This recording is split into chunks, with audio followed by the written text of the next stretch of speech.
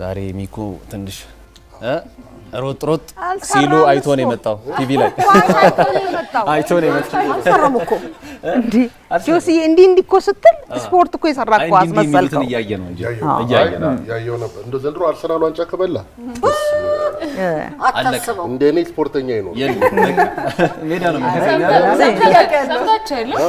ያቀለው ምን ሚኪ እንደኔ ስፖርተኛ አይኖርም ሚኪ እንግዲህ 20 ምናምን አመት አትሌቲክስ ዘንድሮ ኢትዮጵያ 3 ሜዳ ላይ ካገኘች ኔክስት ሯጭ ነኝ ያለ አይ ባሁን ነበርታታ ስለ ስፖርት ከተነሳ አይቀር ያው ሰብሰብ ብለን እንደ ቤተሰብ ስናወራ ለምን ዛሬ ስለ ስፖርት አናወራም ስፖርት ያው እግር ኳስ ብቻ ሳይሆን ስፖርት ከጤና አንፃር ከኢንቨስትመንት ከዲፕሎማሲ እንደገና ላይፍ ስታይል መዝናኛ ከብዙ አንፃር ማየት እንችላለን አይደል በጣም ቆንጆ ሐሳብ ነው ግን ስፖርት ሲባል መጀመሪያ ወደ አምሮአችሁ የሚመጣው ነገር ምንድነው እኔ ፈረስ ስፖርትና የመኪናሽ ቅድምት አረ የሚገርማችሁ ነገር እኔ በፊት ማለት አታምኑኝም እንጂ በፊት ስፖርት ሲባል ላይፍ ስታይሌ ነው ያደረኩት ስፖርት የማልሰራው ስፖርት የለም እግር ኳስ እጫወታለሁ ቮሊቦል እጫወታለሁ ዋና ወዳደራለሁ የምሬን ነው ግን አንዳቸውም አታምኑኝም እና ምንሻለን ግን ስፖርት በእድሜ ነው ይመስለኛል በኋላ እድሜ እየጨመረ ሲመጣ ሁሉ ጊዜ ስፖርት ሲባል አትሌቲክስ ነው ትዝ የሚለኝ በተለይ እነ ኃይሌ ገብረስላሴ ባንዲራ ሲሰቀልባቸው ሲያለቅሱ ይሄ የሚወራው ነገር የለም ስፖርት ሲመጣ አትሌቲክስ ነው ትዝ የሚለኝ በተለይ በዓለም አደባባይ ላይ ኢትዮጵያውያን አትሌቶች በተለይ ተከታትለው ሲገቡና አረንጓዴ ጎልፍ ገብቶ ሶስቱም ሰንደቅ ዓላማ አረንጓዴ ቢጫ ቀይ በርቶ የኢትዮጵያ ህዝብ መዝሙር ሲዘመር እንባቸው ወርድ ሲል የሚሰማው ስሜት ሁሉንም ሰው የሚያነሳው በደጋፊዎች ሳይድ ያለው ራሱ ቤት ውስጥ ያለው ኢንቫይሮንመንት ራሱ በጣም የሚገርም ነው የሩጫማ ከተነሳ እዚሁ ማልቀሳችን ነው የደስታ ነው እኔ እውነት ለመናገር ስፖርት ሲባል በጣም የምከታተለው ስፖርት ጎልፍና ጎልፍ ጎልፍ ሜዳ ቴኒስ አስበህንት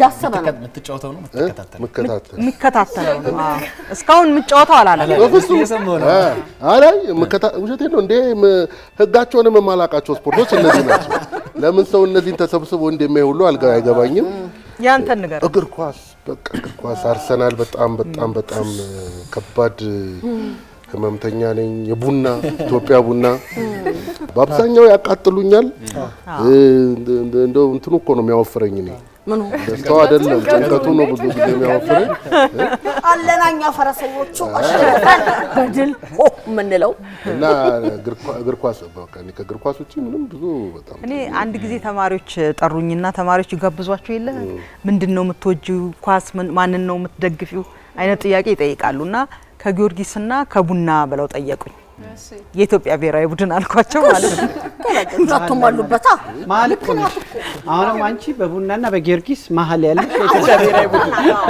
በእኛ መሀከል አሁን ስፖርት ሲባል ትዝ የሚለኝ ሚኪና የአርሰናል ጩኸት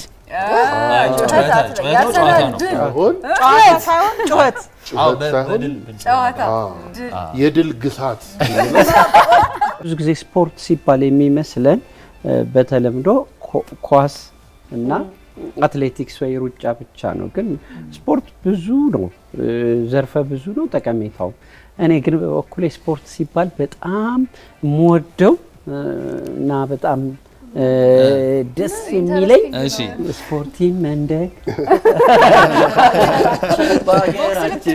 የሚለውና የኡነቴን ደግሞ ስፖርት ሲባል አይምሮ ላይ የሚመጣው የድሮ ትምህርት ቤት ስንሄድ ልጆነን ስፖርት ዜና ከመነበቡ በፊት በገብሬ በዛ በሚያምር ጎልደን ቮይስ ስፖርት ለጤንነት ለምርት ለወዳጅ እነ ጎርፍነ ይመር ደምሴ ዳምጤ ሲያሰላልፍ በቲቪ ሰለሞን ገብረ እግዚአብሔር ቲቪ ሰለሞን ገብረ እግዚአብሔር ማናቃቸውን ብዙ የስፖርት አይነቶች እኮ ነበር የሚዘገበው በተለይ መኮንን በተለይ ለመናገር ሰው ኳስ እንዲወድ ያደረጉት እኮ ጋዜጠኞች ናቸው፣ የስፖርት ጋዜጠኞች።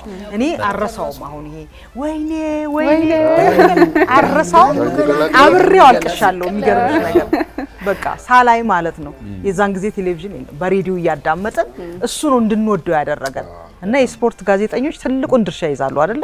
ስፖርት ግን ዞሮ ምንድነው እንደዚህ ስሜትን ከመያዝ ምናምን በላይ ትልቅ ቫልዩ አለው አይደል? ኢንቨስትመንት እኮ ማለት ነው። አሁን እኮ ሰው ኢንቨስት ያደርግበታል አይደል?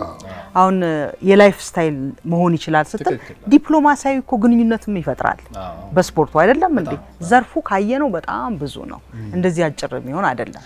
ግን እንደው አጠቃላይ ለኛ ቤተሰብ ለቤተሰቦቻችን ላይፍ ስታይል ብናረገው ነው የሚሻለው። በተለይ እናትና ሚኪ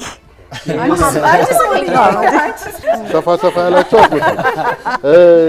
ግን ምንድነው እንደው ነገሩን ሰፋ ስናረገው ለምሳሌ አይታችሁ እንደሆነ ዜናም ላይ ምናምን አይታችሁ እንደሆነ ለምሳሌ የኦሎምፒክን ለማስተናገድ እስከ 2030 አይደለም 2030 ምናምን እስከ 2040 ምናምን ድረስ ሀገራት ይራቆታሉ። የዓለም ዋንጫን ለማዘጋጀት በጣም ይራቆታሉ። እኛ ራሳችን አሁን የአፍሪካ ዋንጫን ለማዘጋጀት 2029ን ለማዘጋጀት በፈረንጆች ጥያቄ አቅርበናል።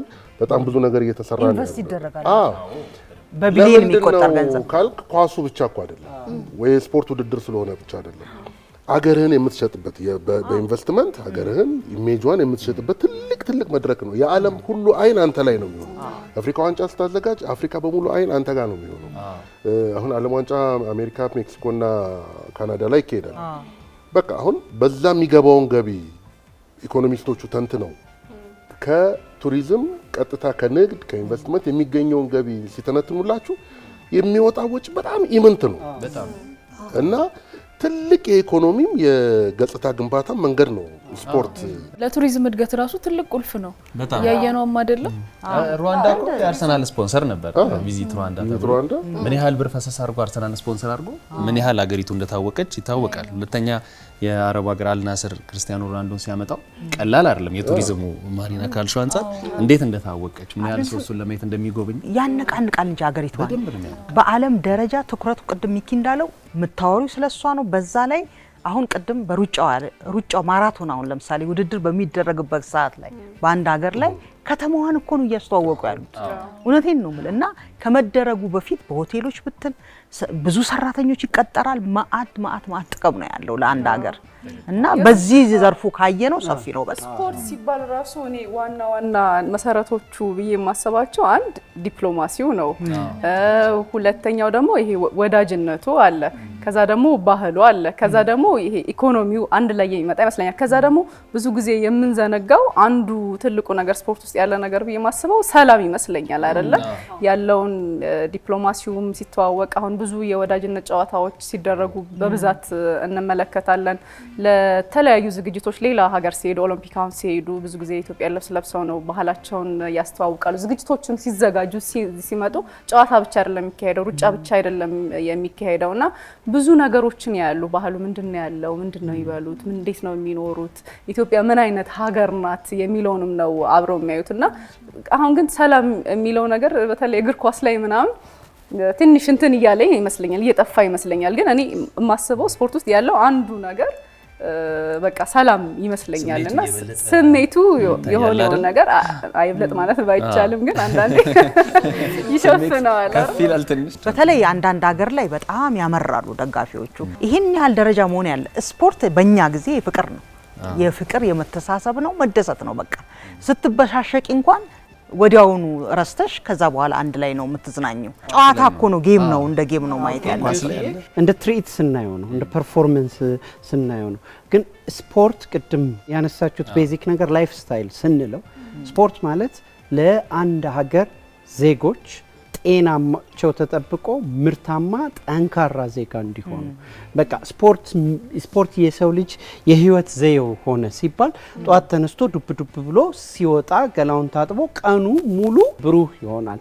ማታ ሲገባ ስፖርት ሰርቶ ሲገባ ንጹህ ጥሩ እንቅልፍ ይተኛል። ያኛው ሰዎች ሲጫወቱ ሲሰሩ ምናየው ቢዝነስ እንቅስቃሴው ቱሪዝም እንቅስቃሴው ለሀገራት ነው፣ ለእያንዳንዳችን ለጤናችን ስፖርተኛ ሰው ብዙ ጊዜ ጤናው የተጠበቀ ነው። አውሮፓ አሜሪካን ቻይናዎች አሁን የሩቅ ምስራቅ አካባቢ ሰዎች ብዙ መድኃኒት አይወስዱም፣ ብዙ አይታመሙ።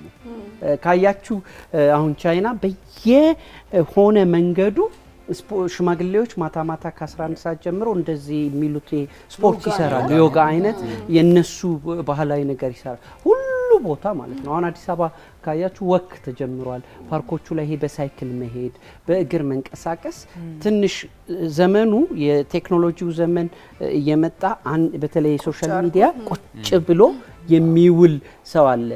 አንድ እዚህ ብስራተ ገብርኤል አካባቢ አንድ የቻይና ካምፓኒ አለ። ሀይው አጋጥሞሽ ከሆነ ጠዋት ሰራተኞቹ 200 ይሆናሉ። ቢሮ ከመግባታቸው በፊት አለቃቸው ሱፍ አርቆ ፊሽካ ይነፋል። መንገድ ዘግተው ስፖርት ይሰራሉ ለ15 ደቂቃ ቢሮ ከመግባታቸው በፊት። ከዛ ቢሮ ይገባሉ። በየሆነ ደቂቃው ደግሞ እንዲህ ብለው አይደል የሚሰሩት፣ ብድግ ይሉና ተንጠራርተው ራሳቸውን አፍታተው ይቀመጣሉ። እንዲህ አይነት ላይፍ ስታይል ስንለው ስፖርት እንደዚህ ነው። እናንተ ስንቶቻችሁ ናችሁ አሁን የእግር ጉዞ የምታደርጉት? ከእናንተ መካከል እኔን ጨምሮ አንድ ጊዜ ነው የሚጓዘው በእግሬ በጣም ነው የሚጓዘው። እድሜ ለስልኬ ኖቲፊኬሽን ይልክልኛል። ለሚነዳ ሰው በሳይክል ለሚነዳ ሰው ሳይክል ሰጣለሁ። ደግሞ ግቢያችን ራሱ አሁን ከተማው ላይ ካለው ከተማ ውስጥ የስፖርት ማዘውተሪያው ይሄ የወክ ማድረጊያው የብዙ ሜዳዎች ብዙ እንቅስቃሴዎቹ ምቹ ሆኗል። ከዛ በዘለለ ኢቢሲ ግቢ ቅርጫት ኳስ ቦታ አለው፣ ቮሊቦል ቦታ አለው፣ ግራውንድ ቴኒስ ቦታ አለው፣ እግር ኳስ ቦታ አለው። መልክዓ ምድሩ በጣም የሚገርም ነው። 5 ኪሎ ሜትር እኮ ነው አጠቃላይ ግቢ። እስካሁን ወክ ከማድረገው ወደ ካፌ ብቻ ነበር። ለዝሩ ነው እናቴ አንድ ጊዜ ትንሽ ሰውነቷ ጨመረና ሐኪም ቤት ሄዳ ስፖርት ስሪ ተንቀሳቀሽ ስላ ስራዋ በጣም ያሯሯጡ ነው። እዚህ ምንም አትቀመጥም። እኔ እኮ ቀን የሚሄደው ምሰራው ቢዘረጋ በጣም ብዙ ኪሎ ሜትር ነው የሚሆነው አለችው ዶክተሩና። እሱ ልፋት ነው እንጂ ስፖርት አይደለም። ብዙ ኢትዮጵያውያን ስራዬ የሚያሯሩጥ ነውና አንድ ስፖርት ነው ብላችሁ እሱ ድካም ነው አላት። እና ብዙዎቻችን የምንሸወድበት ነገር ያው ከስራችን ጋር የተያዘ የምንሰራው ስፖርት ይሁን በነፃ አይምሮ አይደለም የምንሰራው። እሱ የሆነ ነገር ለማምጣት በተጨናነቀ ነው ሰውነታችንም አይፍታታምና ስፖርት እንደ ላይፍ ስታይል ግዴታ መውሰድ ማሜ እንዳለው ቅድም ማይንዳችንም ሁሉ ማታ ስንተኛ ራሱ ይታወቅናል። ጠዋት ስንሰራ ነው። አሁን እኔ በፊት ይሄንን ስፖርት በሙሉ ከተውኩ በኋላ ኤሮቢክስ ጀመርኩኝ። ኤሮቢክስ ጀምር የሚገርማችሁ ነገር ቀኑን ሙሉ ደስተኛ ሆኜ እውላለሁ ማለት ነው። እሱን የሰራውለት ያልሰራውለት ደግሞ ቀፈፍ ብሎ ነው የምውለው እና ንቀት ያረጋል ስፖርት ስትሰሪ። አጠቃላይ ስፖርት በተመለከተ ነው ዛሬ የምንወያየው አይደል? እና ቤተሰቦቻችንም እሱ ላይ ውይይት ቢያደርጉ አሪፍ ነው አይደል? በቤተሰብ ያረጉ ነው ምን ያህል ለስፖርት እየሰራ ነው? የቤተሰብ ጊዜም አንድ ላይ ለማሳለፍስ ምን ያህል ይጠቅማል? የፋሚሊ የቤተሰብንም እኮ ግንኙነት ያጠናክራል አይደል? ስለዚህ ከዛ አንፃር ቤተሰቦቻችንም ይወያዩበት። በተለይ በዚህ በቴክኖሎጂ ዘመን ሁሉም ሰው ስልኩ ላይ ነው አጎንብሶ ኮምፒውተሩ ላይ ነው አጎንብሶ የሚውለውና እንቅስቃሴ እየቀነሰ በጣም ጤና ላይ ከፍተኛ ጉዳት እያደረሰ ስለሆነ በዚህ አጋጣሚ ልክ እንደኛ እንደ እሁድ ቤቶች ቃል ገብታችሁ ከነገ ጀምሮ ወክ ብንጀምር ጥሩ ይመስለኛል። በጋራ ይጀምራሉ። በተለይ ደግሞ አዲስ አበባ ውስጥም ያላችሁ የክልል ከተሞችም ያላችሁ የተለያዩ የስፖርት ማዘውተሪያ ቦታዎች እየተሰሩ ነውና በሳይክሉም በሩጫውም በሁሉም እየሄዳችሁ ፓርኮች ላይ በደንብ መጫወት መዝናናት ትችላላችሁ። ራሳችሁ ላይፍ ስታይላችሁ ማድረግ ትችላላችሁ ስፖርትና እኛ ቃል ገብተናል። እናንተም ከዛሬ ጀምሮ